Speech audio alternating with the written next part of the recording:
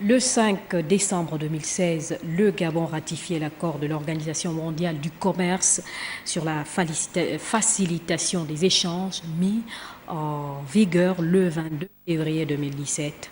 Cet accord qui implique donc les obligations à susciter la rencontre hier, jeudi, à Libreville, de toutes les structures de réglementation pour la mise en place d'un mécanisme national de coordination.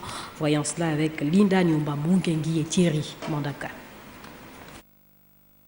L'accord de l'Organisation mondiale du commerce sur la facilitation des échanges, désormais en vigueur au Gabon.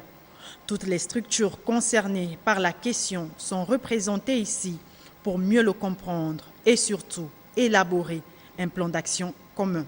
C'est un accord qui n'engage pas seulement le ministère du Commerce, ça engage Marine Marchande, ça engage le service des douanes, et faire en sorte que tout ce monde-là se retrouve ensemble afin de voir dans quelle mesure mettre en œuvre un accord qui va venir fluidifier les échanges commerciaux, que ce soit des marchandises en import-export et carrément les marchandises en transit sur le territoire national.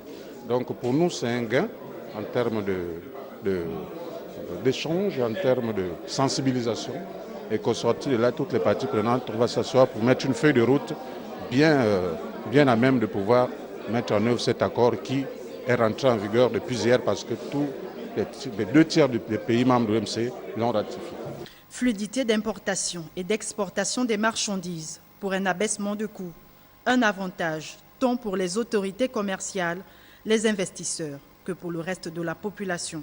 Une fois ces procédures seront fluidifié, eh bien, il y a un gain pour le consommateur parce qu'on va avoir sur notre marché la présence de beaucoup d'investisseurs.